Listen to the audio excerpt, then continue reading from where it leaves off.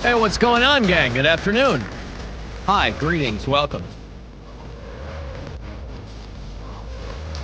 Brothers and sisters,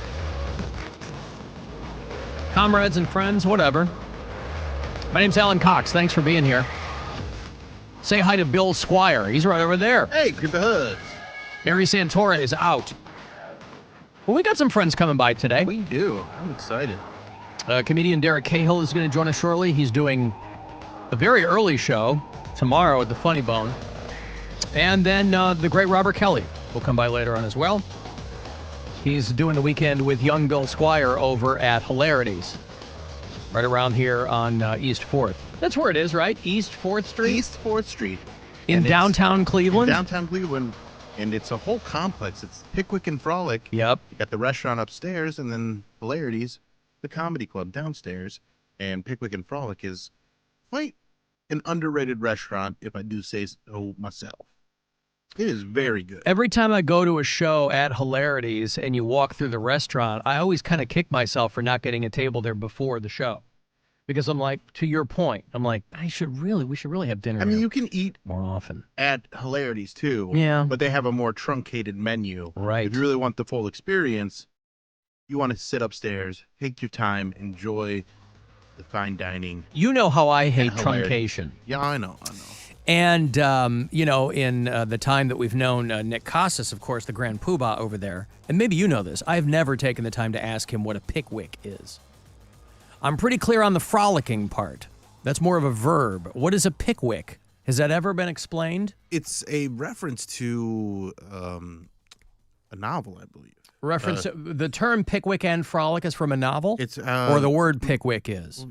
Pickwick and Frolic is a reference to a novel by who wrote John Updike. No. Ernest Hemingway. No, he's Jack London. He wrote Christmas Carol and stuff like that. Dickens. Chuck Dickens. I think it's, yeah. Okay. Pickwick and Frolic, Chuck Dickens. Yeah. All right. I believe He has a there's line of Charles. ciders, I believe, doesn't he?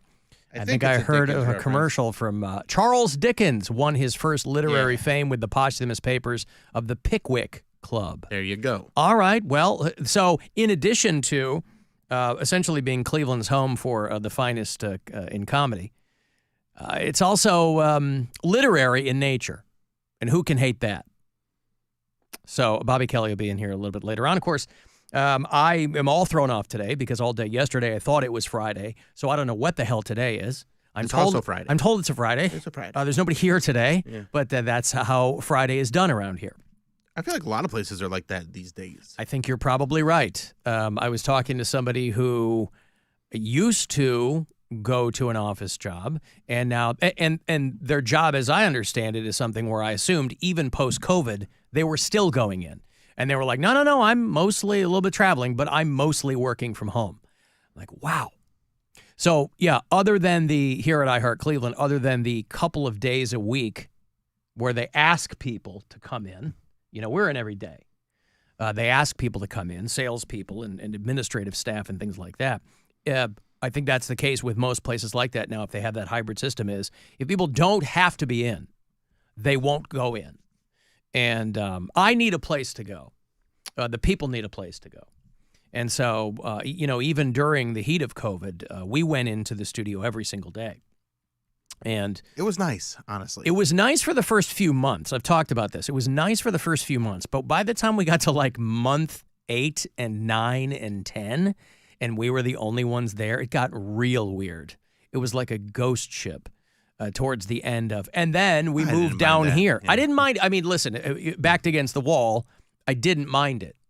But it had gotten to a point where it was just very, very strange. There was no walking around anymore and going, "Hey, what's up? Yeah, how there you was doing?" none of that. That was long gone. No, it was basically because and then they pulled everything out of there, and it was they kind of stripped. That's the place. when it got real creepy when everything was just gone. Yeah, and it was like we were the last because we were the last ones to move down here because all the salespeople and stuff were down here months before us. Yes. And then another radio company moved in there. Yeah. So I hope that they're enjoying all of the little treats that I left for them around our old studios. And please don't press me on what those are. I don't know. I'm wearing my T-shirt today that says Chicago ain't no sissy town, and I haven't worn it in a long time. You know, I have a chest of drawers that's just all T-shirts, and I just grab whichever one is next on the stack. And today it happened to be this one. And I popped into Giant Eagle before I came into work this morning. I'm at the checkout, and this woman walks up to me. I can see her in my periphery. And she's like, I love the shirt, chatting me up about, you know. And she goes, you see those, God, what did she say? You see that apartment complex on the north side where that gang tried to take it over and the people started kicking ass? And I go, well, are you talking about Colorado? And she's like, no, this happened in Chicago. And I said, well, yeah, okay, you know. And I said, are you from there? And she's like, no, I have friends there, but they told me, whatever. I go, okay, well, you know, yeah, it's definitely not Colorado. And she kind of stood there like we were going to have more of a conversation. But again, I only had a couple of items, so I was going to be in and out. And but she was really taken with the shirt. And I didn't get her name, but she was very, very nice. But I didn't have anything more to say to her about it. I didn't know specifically what she was talking about.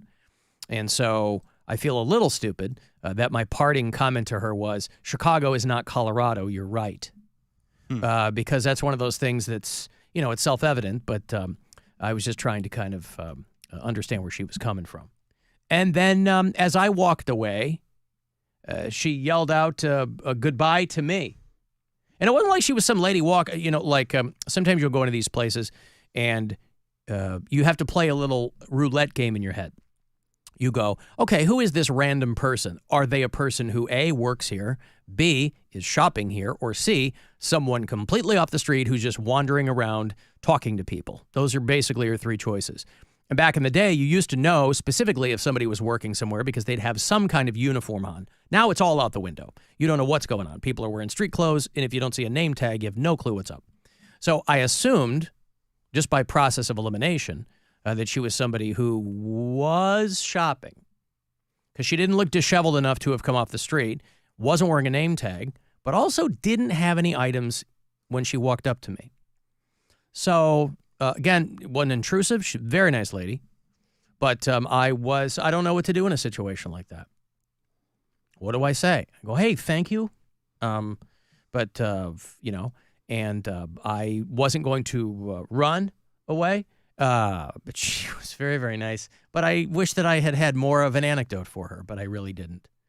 And so whoever that lady is, thanks, and blah, blah, blah. I got to take a break. You want to send me a text for something? 35192 is where you do that. If you're listening to us on iHeartRadio, there's that little talkback button you can always use. You can watch the show if you want. Go to the Alan Cox Show YouTube channel, and we'll be back.